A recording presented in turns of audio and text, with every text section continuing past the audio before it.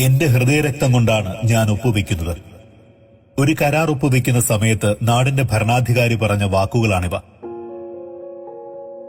കേരളമെന്ന സംസ്ഥാനമില്ലാതാകാൻ ഇടയുള്ള ചരിത്രപ്രസിദ്ധമായ ആ കരാറിന്റെ ആഴങ്ങളിലേക്ക് അല്പമൊന്ന് കണ്ണോടിക്കാം. കാരണം അടിയന്തിരമായി ഒരു തീരുമാനമുണ്ടായില്ലെങ്കിൽ ഇനി അത് പറയാനോ കേൾക്കാനോ ആരും ഇവിടെ അവശേഷിക്കണമെന്നില്ല. 235 വർഷങ്ങൾക്ക് മുൻപ്, കൃത്യമായി പറഞ്ഞാൽ 1789,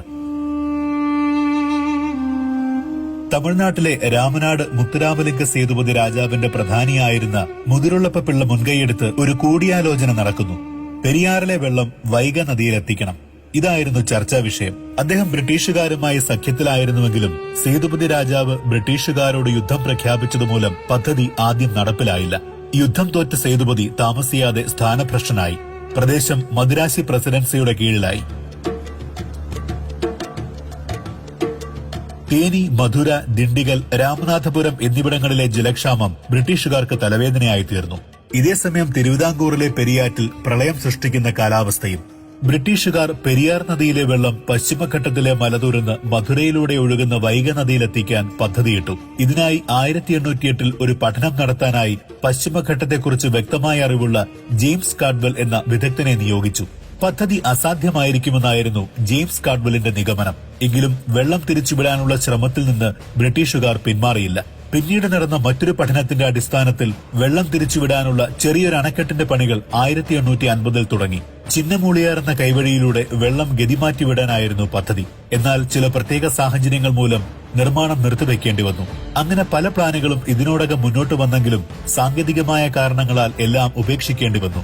അങ്ങനെ അവസാനം 1882 നിർമ്മാണ വിദഗ്ധരായ ക്യാപ്റ്റൻ പെനിക്യുക്ക്, ആർ സ്മിത്ത് എന്നിവർക്ക് എല്ലാ പഴയ പദ്ധതികളും പഠനവിധേയമാക്കിയ ശേഷം പുതിയത് സമർപ്പിക്കാനായി നിർദ്ദേശം ലഭിച്ചു. ഇതനുസരിച്ച് 155 അടി ഉയരമുള്ള അണക്കെട്ടിന് പദ്ധതി തയ്യാറാക്കി. താഴെ 115.75 അടിയും മുകളിൽ 12 അടിയുമാണ് വീതി. ചുണ്ണാമ്പ്, സുർക്കി, കരിങ്കല്ല് എന്നിവ ഉപയോഗിച്ചുള്ള അണക്കെട്ടിന് 53 ലക്ഷം ഇന്ത്യൻ രൂപയായിരുന്നു അക്കാലത്തെ ചെലവ് പ്രതീക്ഷിച്ചിരുന്നത്. ഈ തുകയുടെ 7% വീതം എല്ലാ വർഷവും പദ്ധതിയിൽ നിന്നും തിരിച്ചു കിട്ടണമെന്നായിരുന്നു കണ്ടെത്തൽ. കൊടുംവരൾച്ചയിൽ പൊറുതിമുട്ടിയ ബ്രിട്ടീഷ് സർക്കാർ പദ്ധതി അംഗീകരിച്ച് നിർമ്മാണം തുടങ്ങാൻ തീരുമാനിച്ചു. പെരിയാർ പഴയ തിരുവിതാംകൂർ നാട്ടുരാജ്യത്തിലെ, അതായത് ഇന്നത്തെ കേരളത്തിലെ നദിയായതിനാൽ പദ്ധതി അനുസരിച്ച് അന്നത്തെ തിരുവിതാംകൂർ ഭരണാധികാരിയായിരുന്ന വിശാഖം തിരുനാൾ രാമവർമ്മയുടെ സമ്മതം ആവശ്യമായിരുന്നു. ഒരു കരാറിലേർപ്പെടാൻ സന്നദ്ധനല്ലായിരുന്ന അദ്ദേഹത്തെ ബ്രിട്ടീഷ് അധികാരികൾ നയപരമായ ബലപ്രയോഗത്തിലൂടെ 1886 തിരുവിതാംകൂറിനെ ഉടമ്പടിയിൽ ഒപ്പുവയ്പ്പിച്ചു. വിശാഖം തിരുനാൾ രാമവർമ്മ വ്യസനത്തോടെ ഈ കരാറിനെ വിശേഷിപ്പിച്ചതപ്പോൾ ഇങ്ങനെയാണ്: എന്റെ ഹൃദയരക്തം കൊണ്ടാണ് ഞാൻ ഒപ്പുവയ്ക്കുന്നത്. അന്നത്തെ കണക്കനുസരിച്ച് 62 ലക്ഷം ഇന്ത്യൻ രൂപ ചെലവ് വരുന്ന പദ്ധതിയായിരുന്നു തയ്യാറാക്കിയത്. അണക്കെട്ടിന്റെ ശിലാസ്ഥാപന കർമ്മം നിർവഹിക്കുകയും ഉടൻ തന്നെ നിർമ്മാണം ആരംഭിക്കുകയും ചെയ്തു. പക്ഷേ കനത്ത മഴയും വെള്ളപ്പൊക്കവും നിർമ്മാണത്തെ ഇടതടവില്ലാതെ തടസ്സപ്പെടുത്തി. കെട്ടിപ്പൊക്കിയ ഭാഗം വെള്ളച്ചാലിൽ നശിച്ചുപോയി. ജോലിക്കാർ ഹിംസമൃഗങ്ങൾക്കിരയായി. കുറെ പേർ വെള്ളപ്പാച്ചിലിൽ ഒലിച്ചുപോയി. ഇതോടെ ഈ നിർമ്മാണം തുടരേണ്ടതില്ലെന്ന് സർക്കാർ തീരുമാനിച്ചു. നിരാശനായ ജോൺ പെനിക്യുക്ക് കുടുംബസമേതം ഇംഗ്ലണ്ടിലേക്ക് പോയി. എന്നാൽ താൻ തന്നെ ഈ അണക്കെട്ടിന്റെ നിർമ്മാണം പൂർത്തിയാക്കുമെന്ന് അദ്ദേഹം ദൃഢപ്രതിജ്ഞ എടുത്തിരുന്നു. ഇംഗ്ലണ്ടിലെത്തിയ അദ്ദേഹവും ഭാര്യ ഗ്രേസ് ജോർജീനയും അവിടെയുള്ള തങ്ങളുടെ സമ്പാദ്യം മുഴുവൻ വിറ്റ് പണമാക്കിയ ശേഷം ഇന്ത്യയിലേക്ക് തിരിച്ചുവരികയും ഒരു വേനൽക്കാലത്തിന്റെ ആരംഭത്തിൽ നിർമ്മാണം പുനരാരംഭിക്കുകയും ചെയ്തു. തൊട്ടുപിന്നാലെ വന്ന മഴക്കാലം ആ അടിത്തറയെ തകർത്തില്ല. പെനിക്യുക്കിന്റെ ദൃഢനിശ്ചയത്തിന് സർക്കാർ ഉറച്ച പിന്തുണ നൽകി. 1895 അണക്കെട്ടിന്റെ നിർമ്മാണം പൂർത്തിയായി. അന്നാകെ ചിലവായത് 81,33,000 ഇന്ത്യൻ രൂപ. 50 കൊല്ലത്തിലധികം ഇത്തരം അണക്കെട്ടുകൾക്ക് ആയുസ്സില്ലെന്ന് അണക്കെട്ടിന്റെ ശില്പിയായ പെനിക്യുക്ക് പറഞ്ഞിരുന്നു. അങ്ങനെ നോക്കിയാൽ പോലും സ്വാതന്ത്ര്യത്തിന് മുന്നേ തന്നെ അണക്കെട്ടിന്റെ കാലാവധി കഴിഞ്ഞിരിക്കുന്നു. സായിപ്പുണ്ടാക്കിയ അണക്കെട്ടായതുകൊണ്ട് മാത്രമാണ് പിന്നെയും 63 കൊല്ലമായി അതിങ്ങനെ പൊട്ടാതെ നിൽക്കുന്നത്. ഈ അണക്കെട്ടിനെതിരെ പല വിവാദങ്ങളും കേരളവും തമിഴ്നാടും തമ്മിലുള്ള തർക്കങ്ങളുമൊക്കെ പലരും കേട്ടും കേട്ടില്ലെന്നും നടിച്ച കഥകളായി മാറി. 1979 ഗുജറാത്തിൽ സംഭവിച്ച മച്ചു അണക്കെട്ടിന്റെ തകർച്ചയെ തുടർന്നുണ്ടായ വാർത്തകളുടെ പശ്ചാത്തലത്തിൽ മുല്ലപ്പെരിയാർ അണക്കെട്ടിന്റെ പ്രാന്തപ്രദേശങ്ങളിലെ ജനങ്ങൾ പരിഭ്രാന്തിയിലായി. സ്വതന്ത്ര ഇന്ത്യയിലെ ഏറ്റവും വലിയ ഡാം ദുരന്തം അന്ന് ഗുജറാത്തിൽ സംഭവിച്ചപ്പോൾ 20 മിനിറ്റിനകം 15,000-ഓളം ജനങ്ങളാണ് മോർവി പട്ടണത്തിൽ മണ്ണോട് ചേർന്നത്. അന്ന് തുടങ്ങിയ ഭീതി 45 വർഷങ്ങൾക്കിപ്പുറം കേരള ജനതയ്ക്ക് 10 മടങ്ങ് കൂടി നിൽക്കുകയാണ്. അണക്കെട്ടിൽ ചോർച്ച വരാൻ തുടങ്ങിയതോടെ ആയിരിക്കണം അത് ദുർബലമാണെന്നും ജലനിരപ്പ് 136 അടിക്ക് മുകളിൽ ഉയർത്താൻ പറ്റില്ലെന്നും പറഞ്ഞ് കേരളവും തമിഴ്നാടും തമ്മിലുള്ള നിയമയുദ്ധങ്ങൾ ആരംഭിക്കുന്നത്.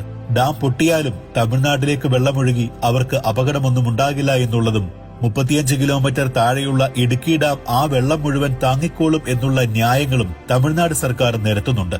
ഇടുക്കി ഡാം അല്ലാതെ തന്നെ നിറഞ്ഞു കവിയാറുണ്ടെന്നും മുല്ലപ്പെരിയാറിലെ വെള്ളം കൂടി താങ്ങാൻ ഇടുക്കി ഡാമിന് ആകില്ലെന്നുമുള്ളത് പകൽ പോലെ വ്യക്തമായ കാര്യമാണ്. ഇനി അഥവാ ഇടുക്കി ഡാം ഈ വെള്ളം മുഴുവൻ താങ്ങിയാലും മുല്ലപ്പെരിയാറിനും ഇടുക്കി ഡാമിനുമിടയിൽ പെരിയാർ തീരത്ത് താമസിക്കുന്ന 10,000-കണക്കിന് ജനങ്ങളുടെ ജീവന് ഒരു വിലയുമില്ല എന്ന ചോദ്യമാണ് ആദ്യം ഉയരുന്നത്.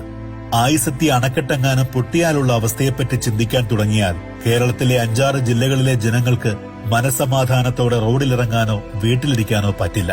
കണക്കുകൾ സൂചിപ്പിക്കുന്നത് പ്രകാരം ഇടുക്കി, കോട്ടയം, പത്തനംതിട്ട, എറണാകുളം, തൃശൂർ, ആലപ്പുഴ എന്നീ ജില്ലകളിലായി കുറഞ്ഞത് 40 ലക്ഷം ജനങ്ങളെങ്കിലും നാമാവശേഷമാകും. പണ്ഡിതനും പാമരനും പണമുള്ളവനും ഇല്ലാത്തവനും സിനിമാക്കാരനും രാഷ്ട്രീയക്കാരനും കേന്ദ്രത്തിൽ പിടിയുള്ളവനും പിടിയില്ലാത്തവനും കുട്ടികളും വലിയവരുമെല്ലാം അടക്കമുള്ള ലക്ഷക്കണക്കിന് മനുഷ്യാത്മാക്കൾ വീട്ടിലും റോഡിലും പാടത്തും പറമ്പിലുമൊക്കെയായി ജീവനില്ലാതെ കിടക്കും. കുറേയധികം പേർ ആർക്കും ബുദ്ധിമുട്ടൊന്നും ഉണ്ടാകാതെ അറബിക്കടലിന്റെ അഗാധതയിൽ സമാധിയാകും. കന്നുകാലികളടക്കമുള്ള മിണ്ടാപ്രാണികളുടെ കണക്കൊന്നും മുകളിൽ പറഞ്ഞ 40 ലക്ഷത്തിൽ പെടുന്നില്ല.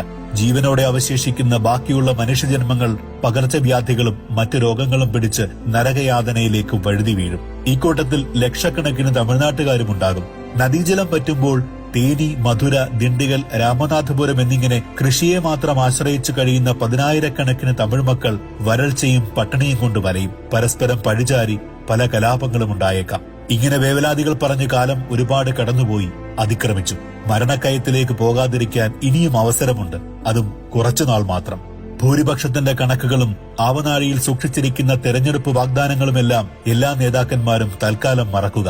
നിങ്ങൾ ഉൾപ്പെടെയുള്ള നമ്മളില്ലാതാകാൻ പിടിവാശിയോ ബുദ്ധിശൂന്യമായ പ്രവൃത്തിയോ ഒരു കാരണമാകരുത്. പല പഠനങ്ങളിൽ നിന്നും കിട്ടിയ വിവരങ്ങളിൽ നിന്നും സമൂഹം അവഗണിച്ചു മാറ്റി നിർത്തിയ അറിവുള്ളവരുടെ കണ്ടെത്തലുകളിൽ നിന്നും ക്രോഡീകരിച്ചെഴുതി പറഞ്ഞ ഈ വസ്തുതകൾ സൂര്യനെ തൊടാൻ കാത്തിരിക്കുന്ന യുവതലമുറയ്ക്ക് മുന്നിൽ സമർപ്പിക്കുന്നു. സർവനാശത്തിനുള്ള കൗണ്ട് ഡൗൺ തുടങ്ങിക്കഴിഞ്ഞു. ഹിമാലയം പൊടിച്ച മണ്ണുകൊണ്ട് മൂടിയാൽ പോലും ആ കല്ലറകൾ മൂടില്ല. ജീവനറ്റ ശരീരങ്ങൾക്കുറങ്ങാൻ അറബിക്കടൽ പറ്റിയ കുഴിയിൽ പോലും സ്ഥലമില്ലാതാകും. ഒന്നും സംഭവിക്കാതിരിക്കട്ടെ.